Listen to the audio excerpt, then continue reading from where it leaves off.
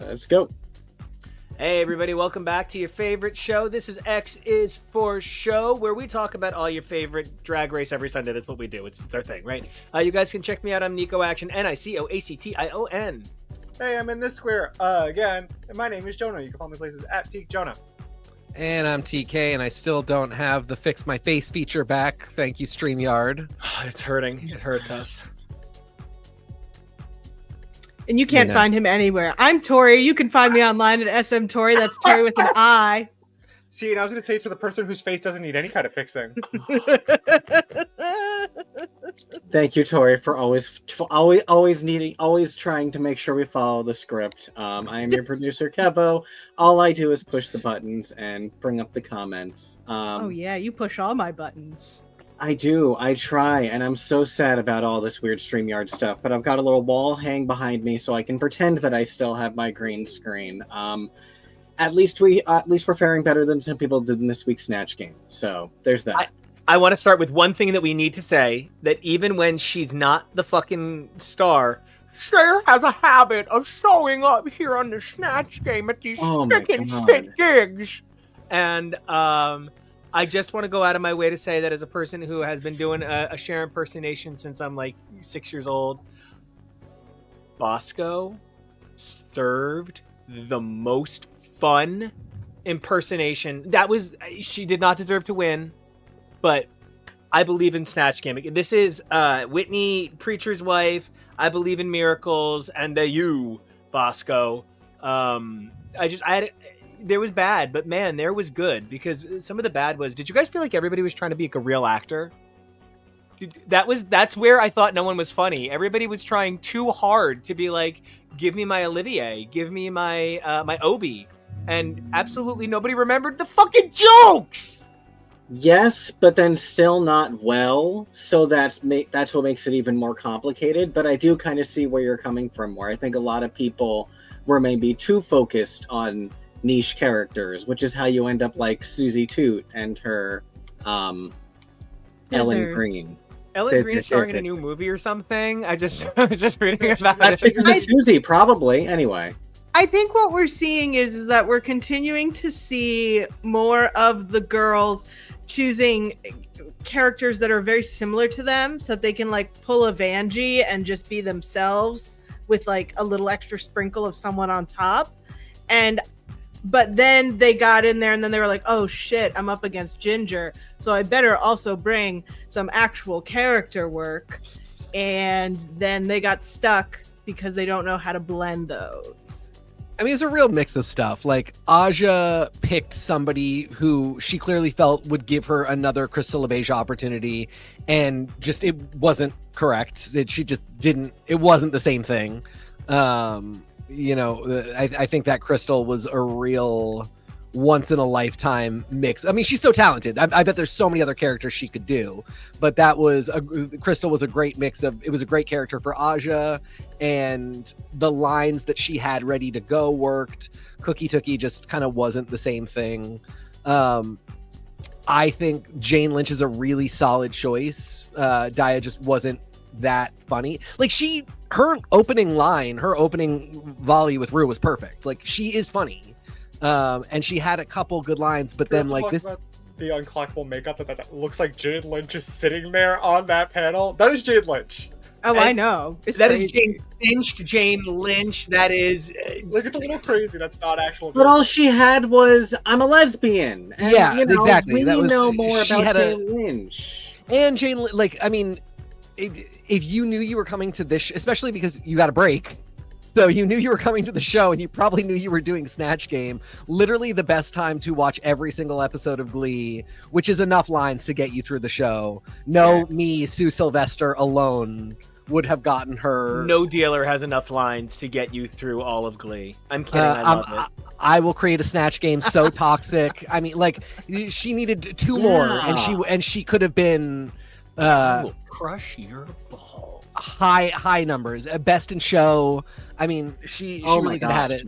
But I do think, I think she was trying to act. She was trying to do a really solid impression. You have Georges, who I think picked exactly a perfect thing to do, but I don't think she was super funny. Like She was so funny. it was the best she was ever gonna do. I was really happy that we were able to pave over Lydia's last Snatch Game. Again, similar thing to George's, perfect character. She did have a funny line or two, and she had nothing else. But it at least didn't offend me for so completely getting the person wrong. It just like both Georges and Lydia picked really solid ideas and just aren't always going to be the funniest person in the room. I mean, we've seen them both be funny, so we know it's possible.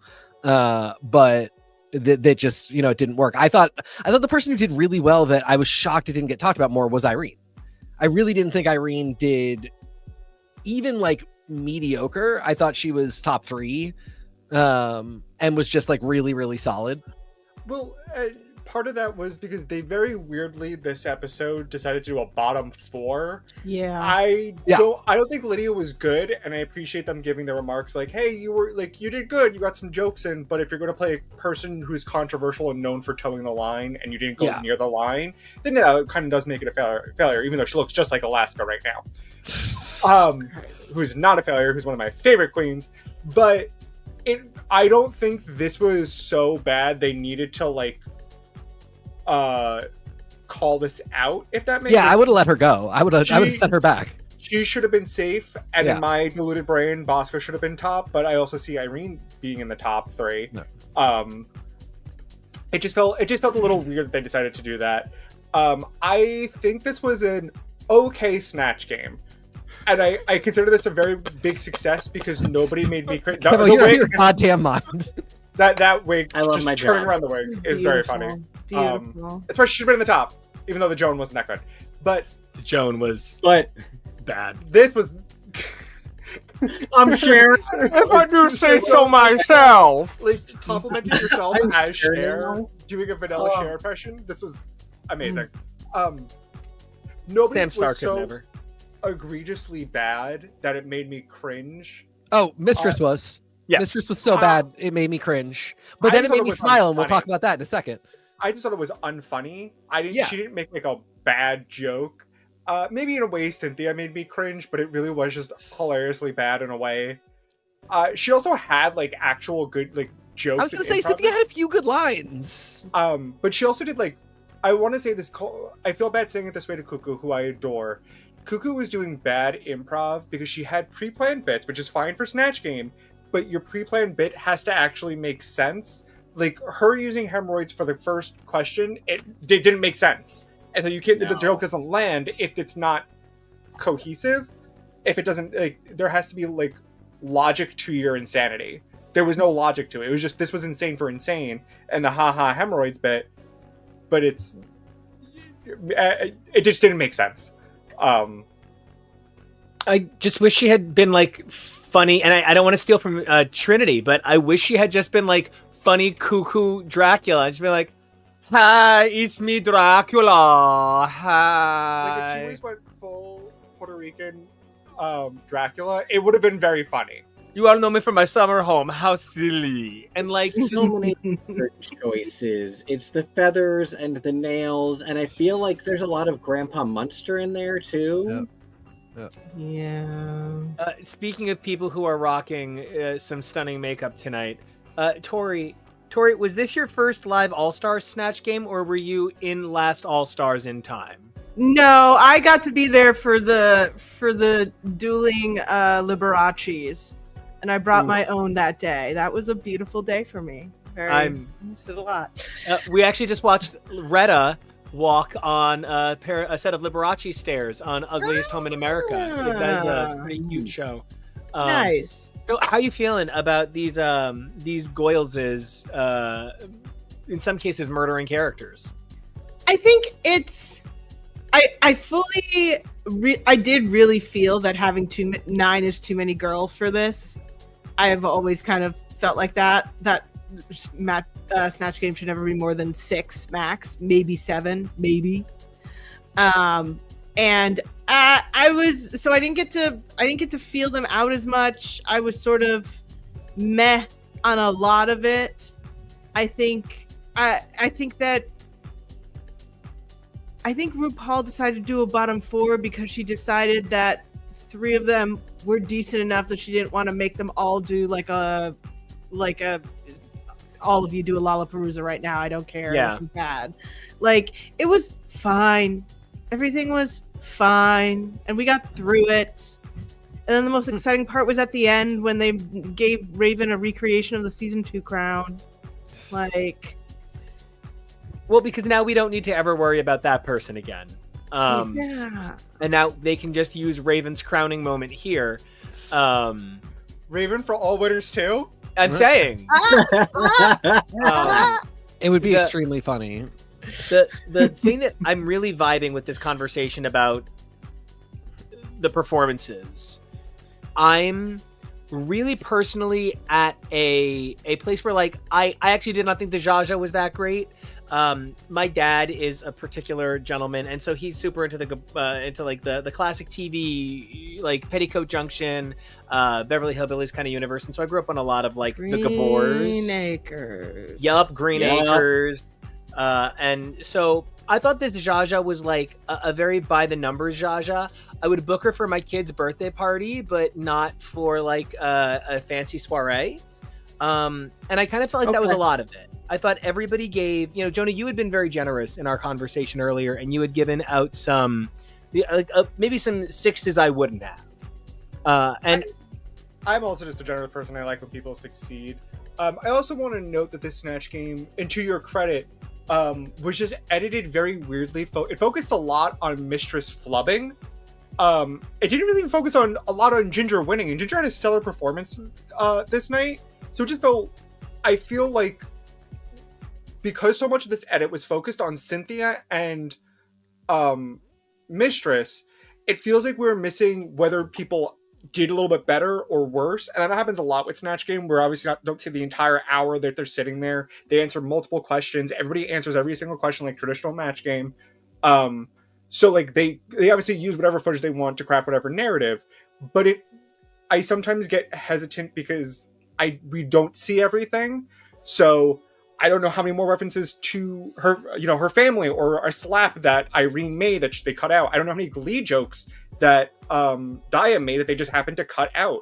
Like we're missing so much context. Maybe all they left in was the weakest links. There was no weakest link reference. She could have referenced RuPaul. I host weakest link, and so I just had to say the correct answer to everything. Shaka Khan. Like, I don't know how much was or wasn't said, but I'm sure we'll get a Roscoe's that'll tell us some more soon. Yeah. But so I have to really only judge on what I can see and what I know. And for the most part, I thought everybody did okay. I thought everyone did at a baseline okay. Nobody was cringy for me. It's really funny you mentioned that, because I thought the same thing, and my first impression was that Ginger actually probably didn't do that well, and that they cut her absolute best moments, because I didn't think it was that funny. I didn't think it was that good. Again, because everybody wasn't telling jokes. Everybody was doing a really good character study. But ladies and gentlemen. I didn't also think this was a very good Reba. And I didn't think it was that funny. I just didn't think it was that good. I mean, I didn't think it was horrible. I actually do still probably think she won. But I didn't think it was that good. And I was thinking a lot about the fact that they cut so much from everybody, because everybody really only got 2. And the line is technically not works 2 jobs, it's works too hard. So even that was a misnomer on what Reba's actual line is. Yeah. It just, it was whatever. It was fine. Now that we have her standing up on screen, this is where I will go on my rant about Mistress. I never root for a person to fail. But I absolutely root for fictional characters to fail. And I don't know what I'm looking at with Mistress anymore, but I'm choosing to go with fictional character that I am absolutely rooting to fail.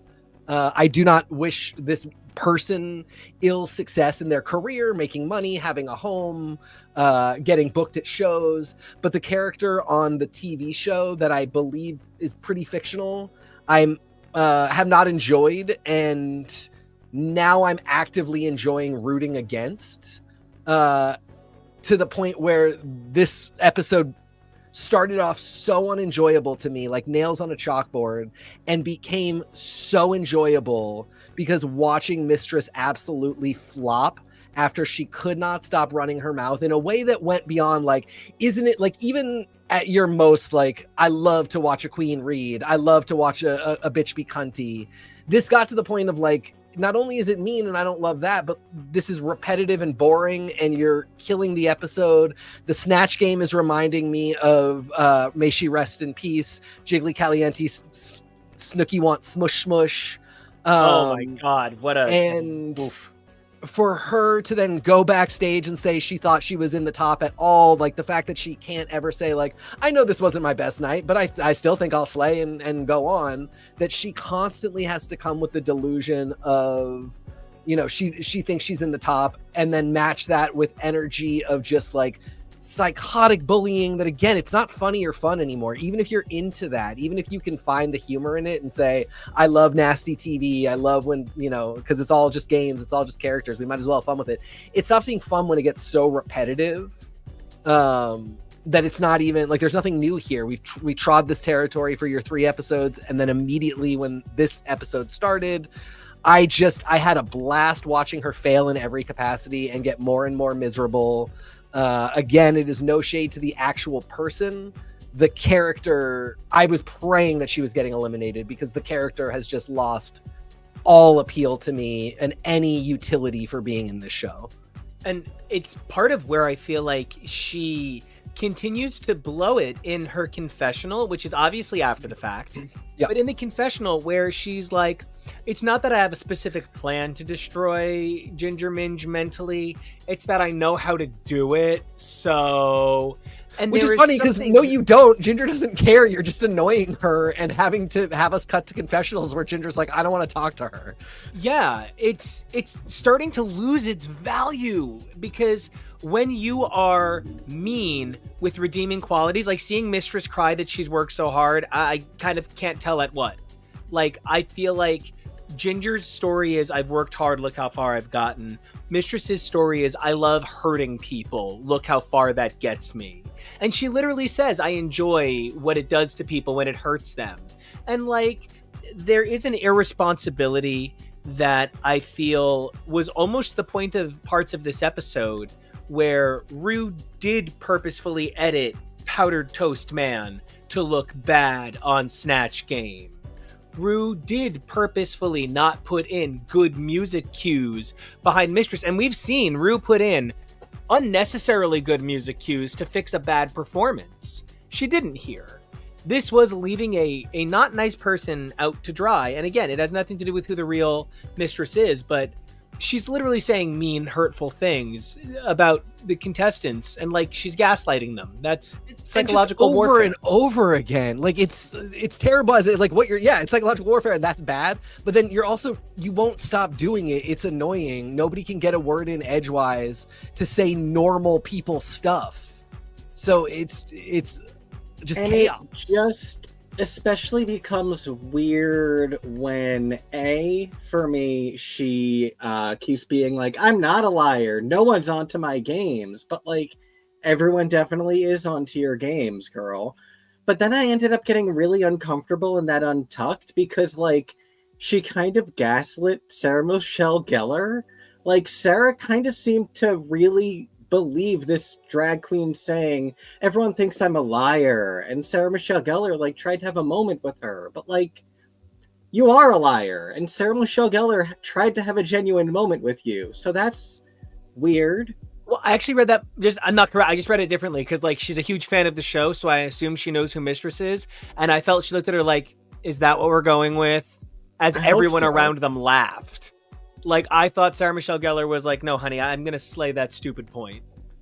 So, she gathered her with a look. Maybe, I came into this All-Stars being like, oh, Mistress is going to be, she's going to be a lot and she's going to bring the drama. But I wasn't at the point where I felt that she was capable of this.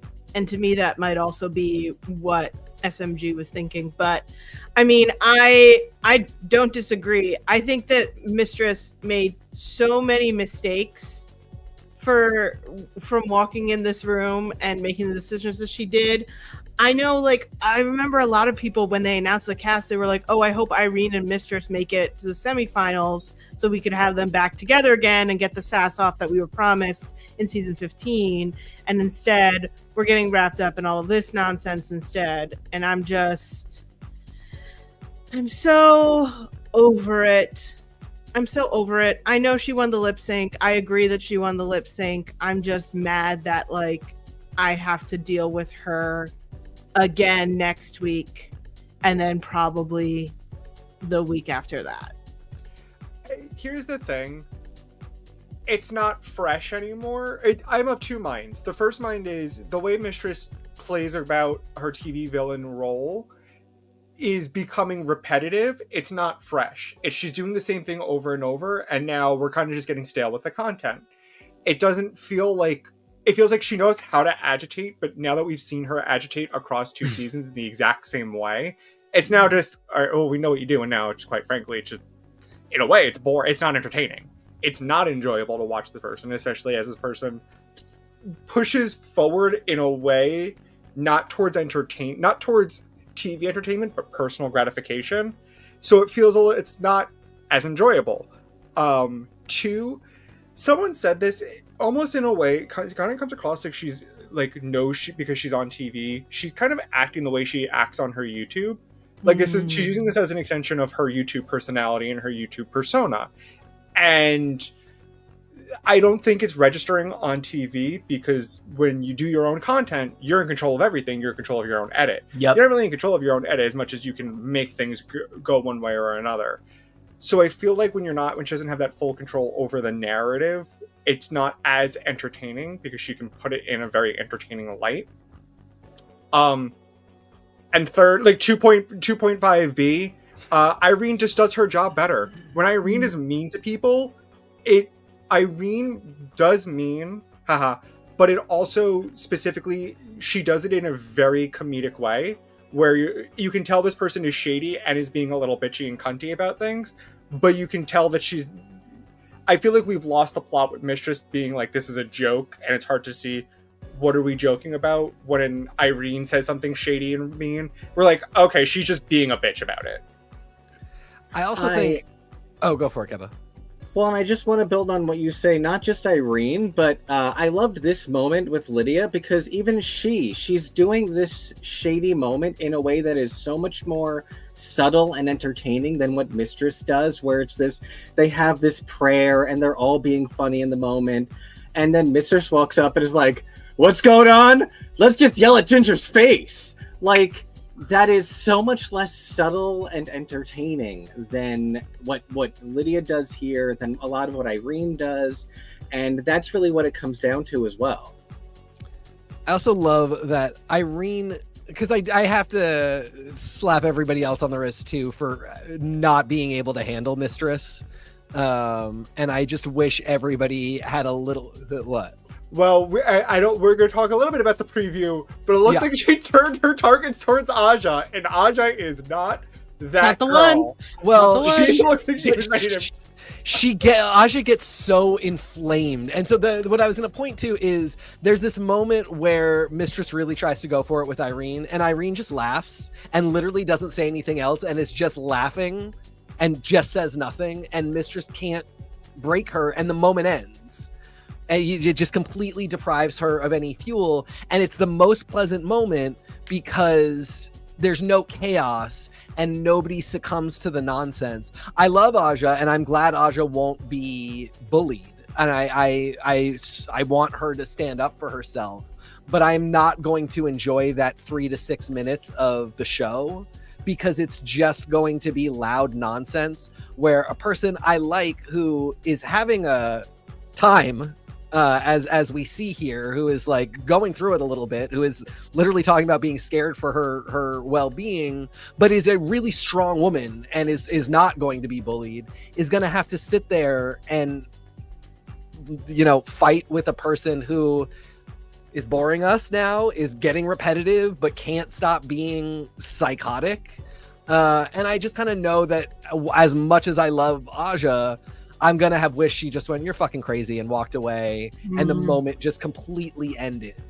But I also know that, story producers don't necessarily want Aja to do that. That's not necessarily going to make for what they think, that what the World of Wonder thinks is the best 3 to 6 minutes of television that they're going to get out of that.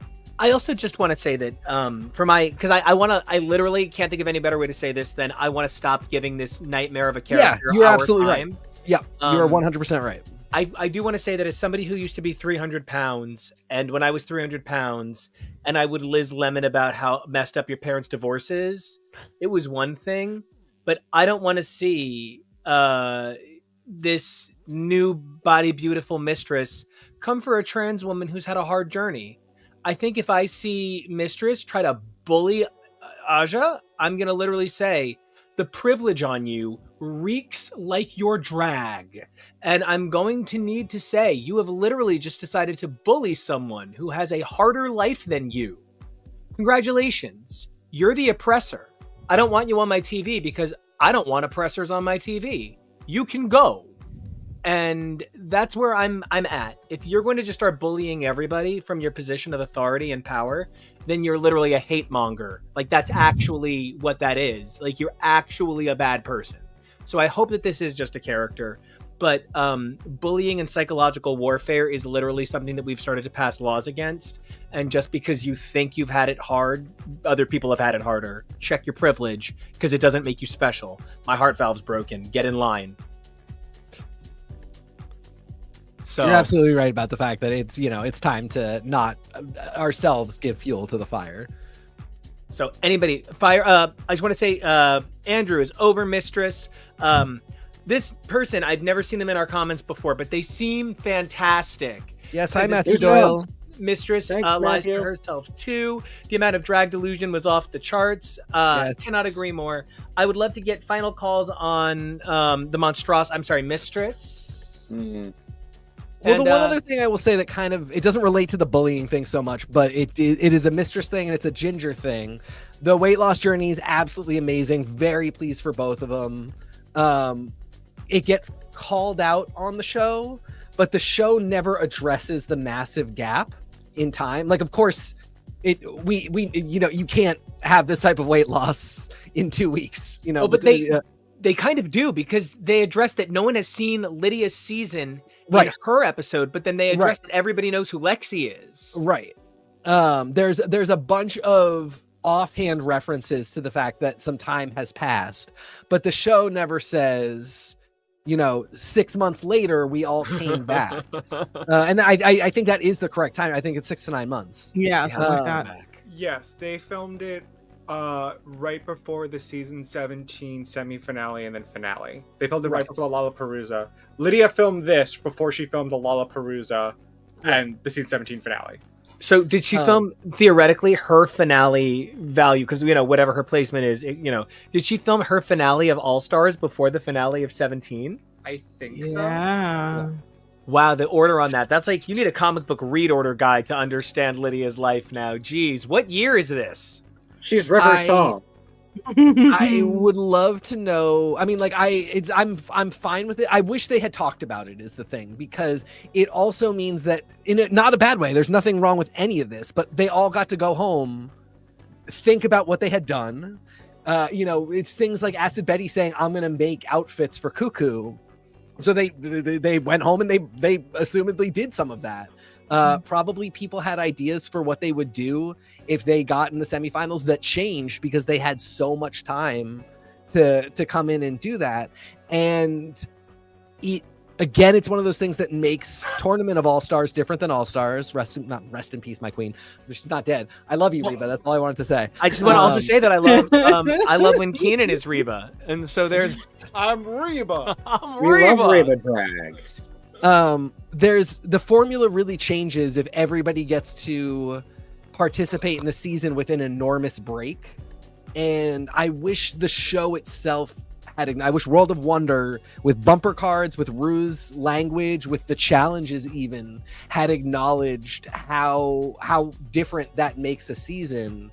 And had figured out maybe ways to work it into the format, ways to work it into the challenges, maybe ways to say like, we run you girls really hard on a standard season and on most all-star seasons, but the fact that you got to take a really long break, first they're like, we're going to set the bar higher, you're going to need to have done this thing, anything just to kind of acknowledge that the break matters, because the fact that Rue will be like, look at your weight loss journey, but nothing else about how much time has passed, just kind of makes it seem like they're like, we don't talk about the thing in the corner. I expect Tim Gunn to show up and be like, I went to her home in New Jersey and she showed me what she's working on. Yeah. Rue's not going anywhere. No, this show is very weird, especially when it comes to weight loss. I think back to the orange bracket where Deja was like, I did liposuction because I thought it would help me, and I ended up almost dying, and I was terrified, and I wish I had never done it. And Rue's response being, but you're so beautiful. Like, that's not what we say, and I get that. Also, we're trying to make TV, and earnest moments like that don't make for good TV, because nobody wants to see that. I don't want to see that. I love hearing.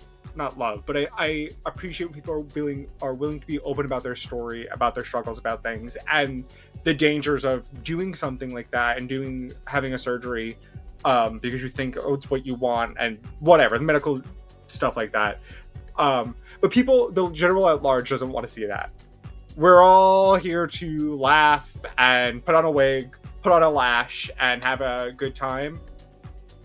So it was just, I don't know. I just feel I don't think they handled it well here either.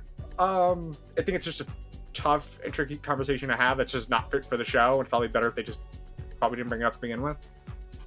My 2 cents. And so, I mean, I do want to make sure that, because that is part of the thing that I am bringing up about Mistress. As somebody who did lose a lot of weight, I get it.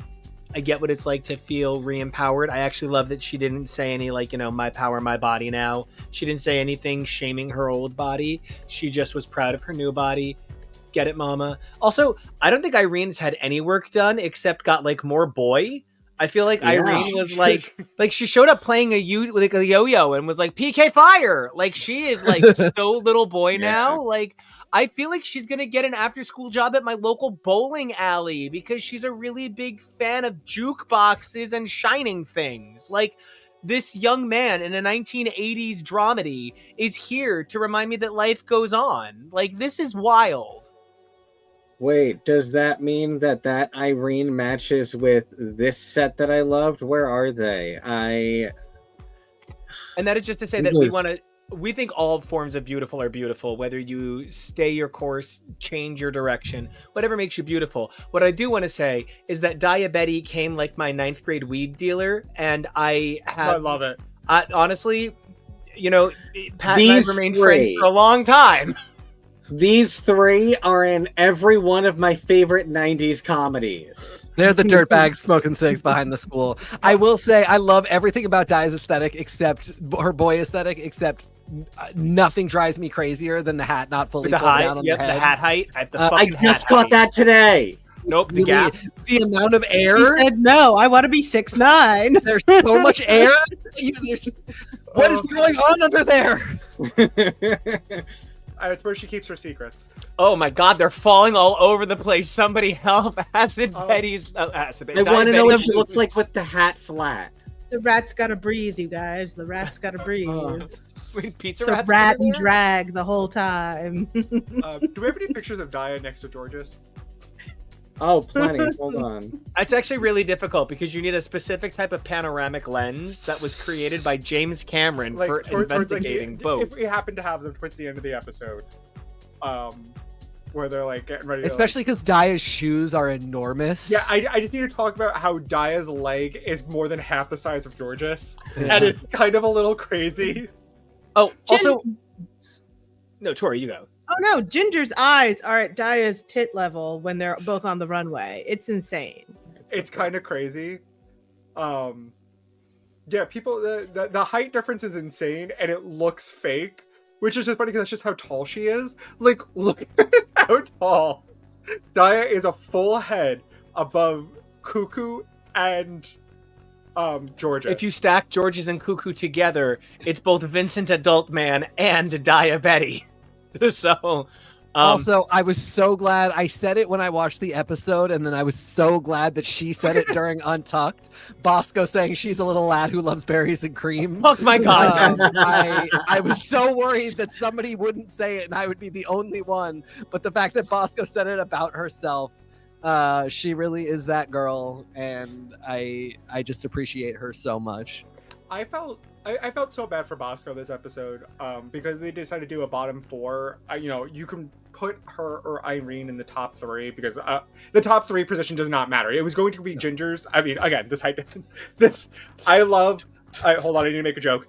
I love that this woman let her goth daughter wear whatever she wanted as a bridesmaid to her wedding because she felt more comfortable. Mom, I like the suit.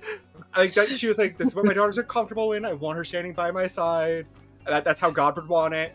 I want to wear my big socks. But I felt bad because I get that relating to that feeling of thinking you did well. And she even, like, and Daya and Irene were like, you didn't even brag about it. People were telling you. But still feeling like, no, I still feel like a letdown and an asshole. Like, I thought I did so well and I'm not there. And now I'm just kind of like sitting here like, oh, I thought I did better. And everybody seems to be telling me I did better. But that's not the reality of how this narrative shaped up. I felt bad. I really respected that she was like, I feel like an asshole. They did there's a lot of tears for Safe. She said she felt like an asshole for feeling bad because she was safe. I thought that was very cool to own up to. But I like, of course, everybody gets the disappointment. Her real saving grace for the audience, and she probably doesn't remember this the way we do, is that she did an improv challenge and did great. Snatch Game's just really difficult. It's its own improv challenge that is uniquely understandable if you're not good at it. And the fact that we did get to see her in an improv role where she was so on point and so good for the audience, like, this kind of doesn't feel like the letdown that it probably 1 year later when she had to do this challenge felt like for her. I sort of felt bad for Aja because I just felt like, Aja was a good example of somebody who didn't need to be there for that fourth position. It could have been Aja or Lydia, but I would have made Lydia stand there just because she's young and she can handle it. Let her do it. It's fine. I also feel like, from what I understand, I know I only know Pete Burns so, but like she actually didn't have actual Pete Burns references. She had no Pete Burns. She had the accent was good and the line was a funny thing that I believe he would have said. Like that was a good. But so she actually didn't do a good job. She did some good makeup, and she basically sounded like a Gallagher brother. She did. I thought she sounded like him. She didn't have any Pete Burns lines. She made a RuPaul line, something that came out of Pete Burns' mouth, which was again a very funny moment. She nailed that one moment. In the same way that a lot of people had an opener, what do you look for in a man? A vagina. Jane Lynch was really funny too, but then there was no. Yes. Then there was really not a lot after that. It was okay. My other thing, everybody had no follow through on their Snatch character, but also I could barely understand Ricky Tiki Taco Tuesday as the runway challenge this week. Yeah, because RuPaul kept saying "tira me suit," not "tear a me suit," and so like they didn't understand the challenge. The girls didn't understand the challenge, and I feel like we are getting to a point where was Carson's problem with Ginger's hat legitimate enough compared to, say, the fact that I thought that Mistress's outfit was ultimate. Her second look was too simple. I thought that Mistress's second look was just a little too Macy's off the rack and a little too unceremonious of what it was doing. Whereas I thought Ginger's look puffy, silly, but like in a bounce house way that turned into a wedding dress. Like, that's cool. And so I thought that the judging was just a little Lawless Roach this week. I think unless somebody is wearing a kitten wig, or like a very specific, the challenge asks for some kind of height that they fail to get to, the critique of the hair or the hat isn't big enough is always one of those, like, okay, if you really felt like you needed to say something, fine, but do we need to get there? Like, was that really, did you need that critique? You can level it at Monet Exchange for the pussycat wigs, but like most of the time when somebody says it, I sort of don't buy it. And you know, in Ginger's case, it thankfully really just didn't matter at all. But yeah, I always get annoyed by, like, especially when it's a hat or any kind of accessory. And her response was the funniest fucking thing ever. It looked bigger on Temu. Was a very good response. But you know, sometimes it's a very silly line to go down with the critiquing. Tori, talk to me, Madame. How did you feel about these tiramisus? Because I also felt some people really did not know what the prompt was. I think Georges thought the prompt was come as Sasha Colby trying to do crime. I think we lost. It's so interesting because like you have to sit there. Oh, match queen. This is free advertising that we do not need to give this woman, who would not give us a free sandwich if we begged for it. Sponsor us. No. I think that we because I think for me, I would be like Cynthia, where I'd be like, oh, we're specifically using tiramisu as the point of this pun because we want sweet things and kind of a reference to it. Otherwise, why are we using the term tiramisu? Like, why are we doing that? What's the point? So I think I honestly feel like we need fewer puns and we just need to go back to simpler concepts and just be like themes and things, because we're getting too cute and that's making it difficult. And I think a lot of these gals, I think we've been elevating our all-stars, what they bring on the runway, what their runway packages. They've been elevating it for so much and putting in so much money that we've gotten to the point where we needed it that high. Georges walked out in that suit, and the first thing I went was, my God, half of her Whopper Poppers are open on her legs. Like, you can see right through. Like, I was shocked they didn't say anything because it was dead front and center the entire runway walk. And normally, if they're not going to say anything, they won't frame that way. I don't know. I wonder surprised. in that case, because they walked twice, and I wonder if that was her second walk, and they were what you saw was her second walk, and she was just really lazy about re-snapping it going down. Yeah, and I mean maybe, but I felt like the girls are scrambling too much. I feel like they're not able to give the runway package where we would be like, oh, it's always going to be an amazing runway kind of thing. So now we're back to judging based on talent, which I like, because I think it made it really hard in All Stars 9 to know who did well or not, because the runway packages were so exquisite. I mean, when you're competing against Plastique, who has the runway package of all runway packages, I don't think it's fair. Gottmik wasn't snoozing either. So no, when you have those two people, you're like, what the fuck? I think so. One, I love Georges' runway. There's no notes. I think this is absolutely spectacular. Chef's kiss.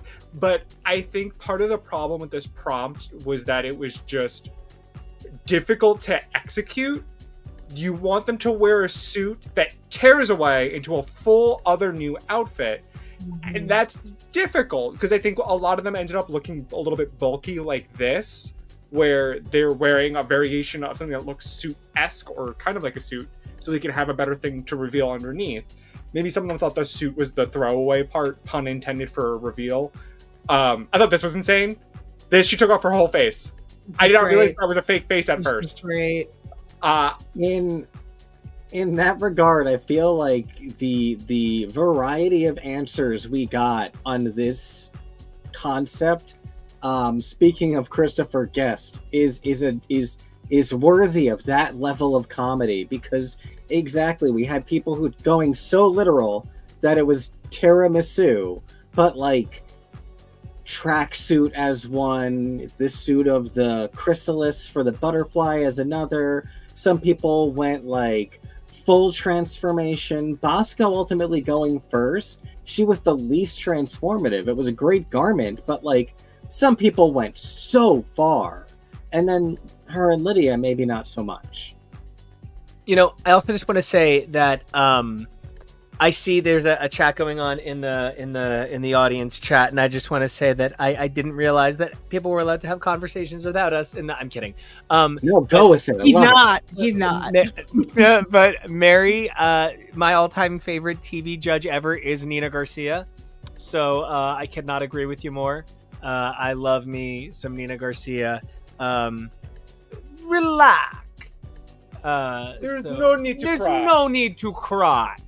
One of the greatest TV quote. That is, God, that looks like the Hamburglar was trying to ascend to another plane of existence. That's the Hamburglar's wife. Oh, Put some my respect God. on her name. I shall. This tent that she throws off herself is a lot to take in.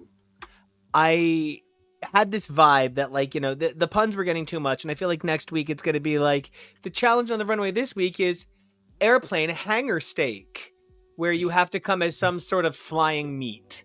And I don't want it. And I just want, like, I want something stupid. I want something like genuinely like, okay, we've gone too far. We do have to reset. We have to go back. It's going to be like, come as your favorite body of water.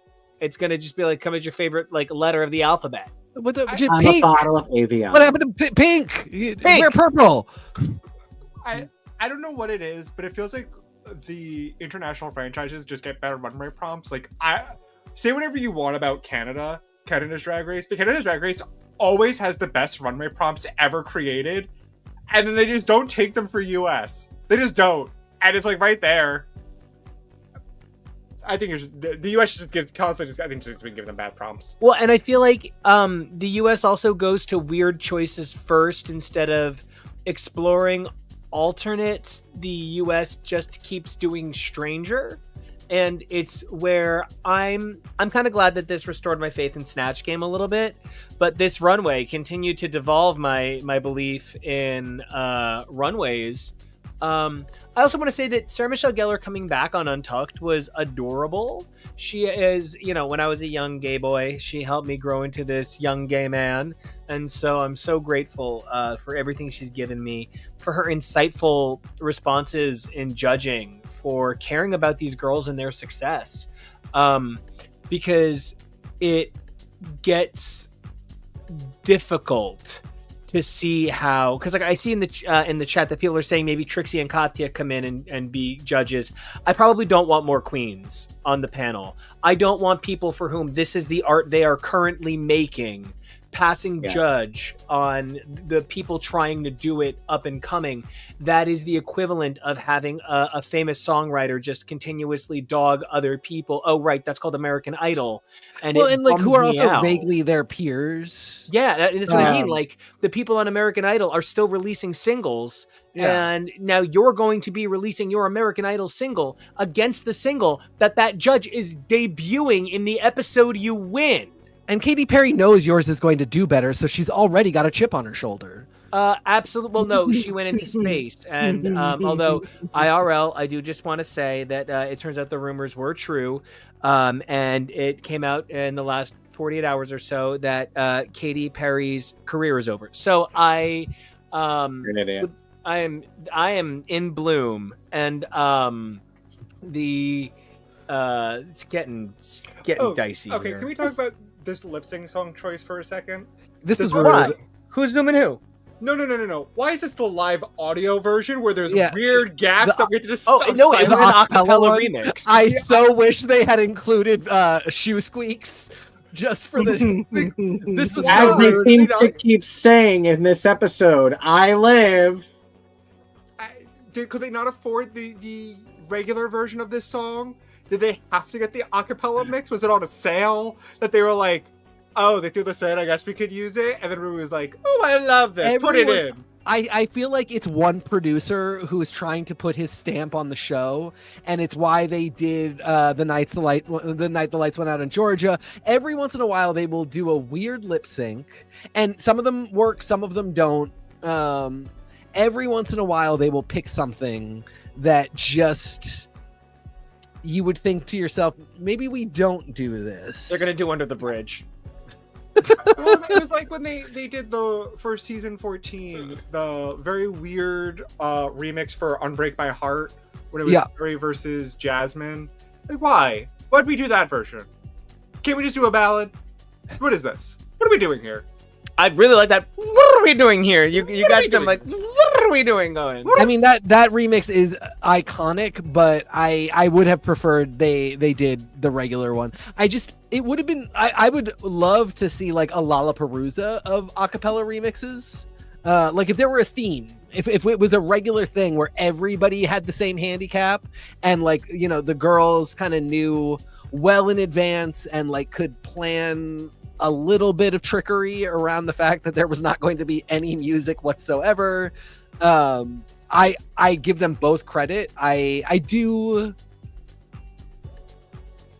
will accept that Mistress won. I feel I was more entertained by Cuckoo, but that may have had to do with just how the water is tainted now for Mistress. I think they both put such a respectable amount of energy into this. Yeah. Into what just was I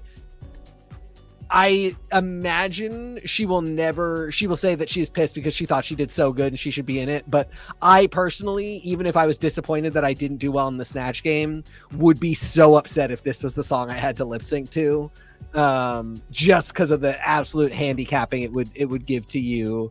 So, you know, I still had fun with it, and I thought they both did great. I really just applaud Cuckoo for always having so much heart and love and energy, even in, you know, she knew she didn't do well this episode.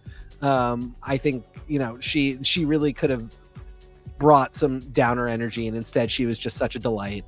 And I thought they both did great. I would watch another acapella lip sync. I was just so weird that it came up completely out of nowhere, completely for no reason, no explanation, and won't be referenced again. The fact is, this is what Rue was looking for. This specific mouth choreography, this is what she finds funny, and Mistress was able to accomplish that better. And, you know, I'm not even like calling shenanigans on that. It's just, it was a weird song choice. This is what Rue likes, and Mistress mastered it. And yeah, she did great. Not even saying she didn't. Tori, tell me like it is. How did you feel about the elimination?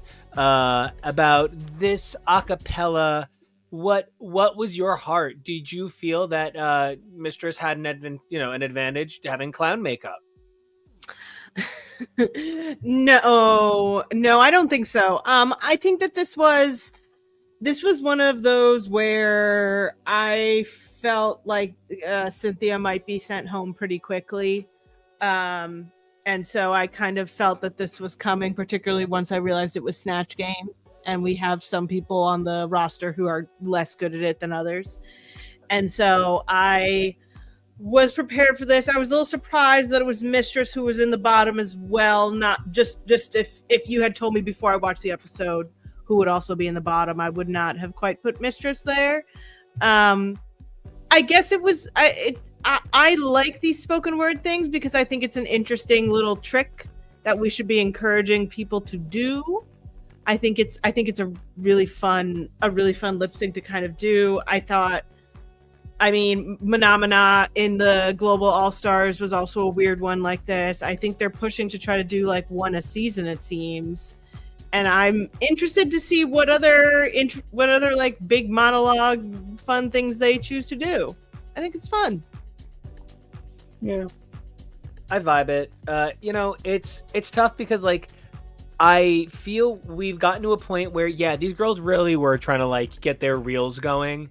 This is not an industry that's cheap anymore. You know, like when you go to Top Chef, you get to bring your knives and you might have Henkels. Right, but you're not bringing your Viking with you. You can't, right? So with Drag Race, you're expected to bring your nails, but you're also expected to bring your best mugler. And like it's such an expensive process. These girls can't walk away without a reel. They can't walk away without a single. They can't walk away without being able to say, I was submitted for an Emmy. And that's where I feel like we hit a point with the Snatch Game where they really didn't come with jokes. They came with impressing their acting teacher, Uta Hagen, dazed and confused. And they Uta Hagen and Das. Truly. Oh, that's the runway challenge. There you go, right? And then you do the song "The Ice Cream Chillin'." But like the hard part here was I wanted to see all of these girls succeed, and other than that's so funny. Tori does look like Jonah's twin here, both such handsome men. Other than Bosco, who I thought had a laugh in her, I thought the Jaja was too serious for a woman who was best known in the later era of her career for slapping a meter maid. I thought that for people who make their living on an unfiltered social media challenge, half of these people who are supposed to be funny unfiltered were incredibly filtered. And I just think that Bosco was the unsung hero of this one, because that share was so fucking bad it was great. In a brilliant way, not like pretty good if I do say so myself. Yeah. I mean, Bosco, I will say this, Bosco's best interaction was in the workroom when we was like, I don't remember who you did for Snatch Game. And Bosco saying that, may she rest, good thing you don't. I also love like sleeper agents when bringing up Georges' first Snatch Game as a Lana Glazer, and both Daya and Bosco unprompted going, that was really funny that they both just did it. Like fully was just mentioned, they just did it.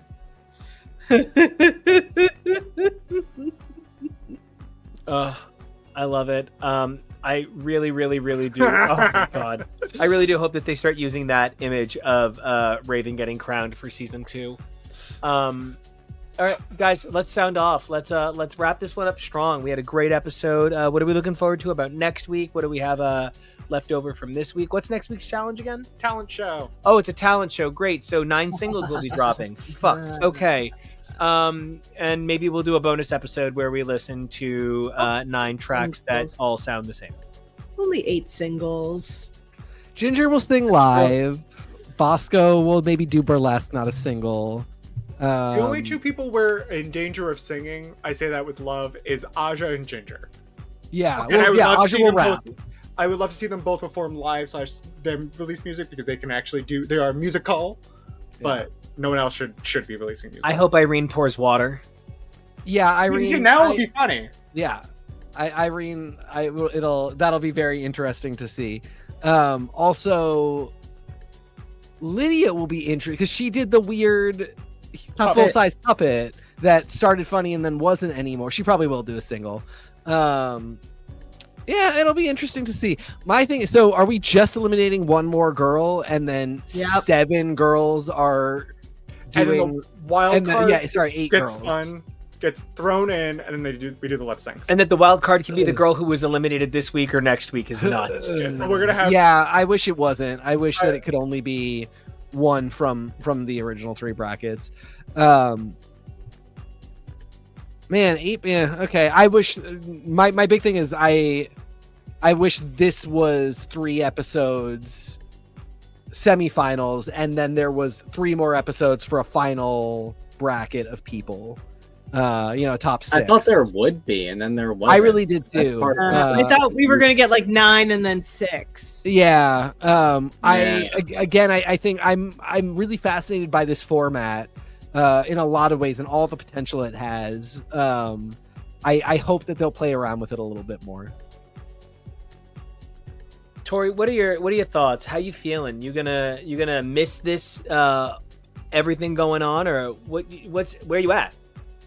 I mean, at this point, I put so much time into this season. I'm excited. I'm hoping that, I'm hoping that folks do well, but I'm also like, let's move this along, especially because the finale is the whole thing's a Lollapalooza for the crown, and that just feels specific and not a finale that I'm that excited about. I don't know. That's where I live. What about you, Jonah? I enjoy this format. I still think it has a little bit of tweaking, but other than that, I think it's a fresh take on All Stars. I think it gives great incentive for anybody to come back, because at bare minimum, you're getting paid for 4 episodes because you will appear at the finale and you're doing 3. And if you win, you have to do more. So it's less of a monetary investment to begin with, and you don't feel like you have to drop $100K on a runway package where you get eliminated first, and then you don't get to showcase anything outside of showing it on Instagram, which is not the same. So yes, I really enjoy that this is a better way and better incentive to bring back heavy hitters who want to compete. KEVO, where are you at? Yeah, I always say this. It's going to depend on how they land this plane, man. I am enjoying the ride of this so far. I think in a lot of ways, because of how Cuckoo made it to the semifinals, we sort of predicted that she was going to get railroaded somehow in this one. So now it's really going to come down to next week. We hadn't been sure what it was going to be. We thought it was going to be another Rusical. So I guess our only Rusical was Stagecoach. And we're getting Talent Show next week. And so it's going to depend on that. I'm with Tori. I really feel like a lip sync Lollapalooza finale is kind of chaotic, but maybe it'll be good. That's the whole point of All Stars, is that we are narrowing it down to All Stars. So at the very least, they're going to be entertaining. Please no weird songs. I can't imagine what it's going to be. We already did Abracadabra on the main show. I don't know how current to music they're going to be. So Did they do Espresso? No. have They they? haven't done Yeah, Espresso. no. They also haven't done Disease. Oh, does anybody else do Man Child Don't Prove Me Right every time? I don't think that. Yes. Every single time. Well, I've I'm not growing listened to very, Man very sick of Child that to song, do though. that. I don't care for Man-Child. I'm not as in love with I'll the do. vocal. I'll keep listening to Please. I will be fascinated to hear if there's a banger single on there. Same. On the subject of talent shows, definitely make sure to check out the first proper episode that I did of the repack of our Drag Race draft game that we had earlier this year. We have a whole sequence where we talk about previous talent shows and we project what our talent shows would be for our drafted girls for the Drag Race draft game. And it's a lot of fun. We also, when we did this Snatch Game, Can Never Have Too Many Coolidges, at the end of 2023, we ranked Snatch Games through season 15 and 8 of All Stars. So check out what we had to say about previous Snatch Games there, and all throughout our previous coverage that we have done of Drag Race over the years now, because we just love this content and we love bringing it to you. So check out what we got to say. Yes, Miss Vanjie was our very first draft for the Drag Race draft game. So quite an honor. Well, I love it. TK, do you have anything else you wanted to add?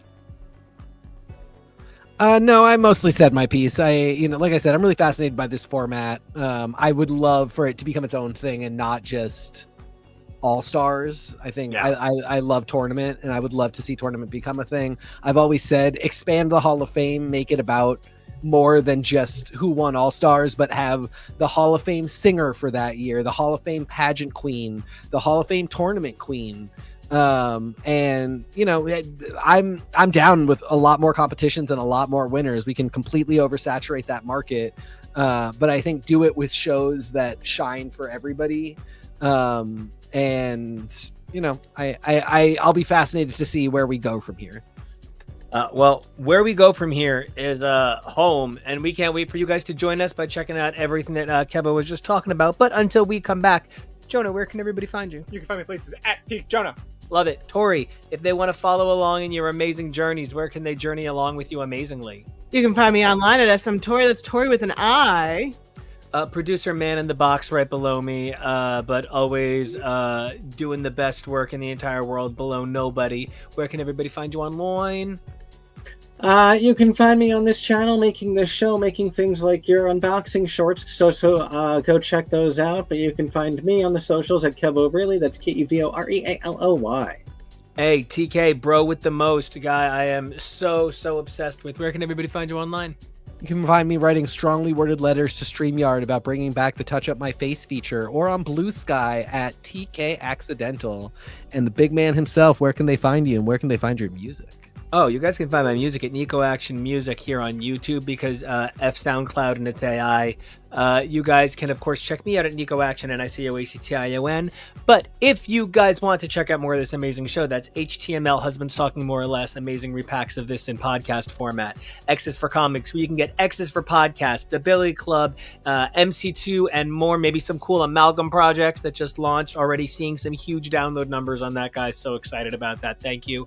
So check that out at X is for Comics. But don't forget to do 3 things for us: like, comment, subscribe here. We love what we do for you guys here. But then 3 other things you guys can do for yourselves. Number 1, please stay safe. It's a crazy world out there. Number 2, while you're staying safe, please remember to be brave, because we love who you are. But number 3, please remember to evolve daily. Who you were yesterday, amazing. Who you are today, incredible. Who you are tomorrow, that's the dream. We can't wait to see you then. So until then, stay snatchy. Bye.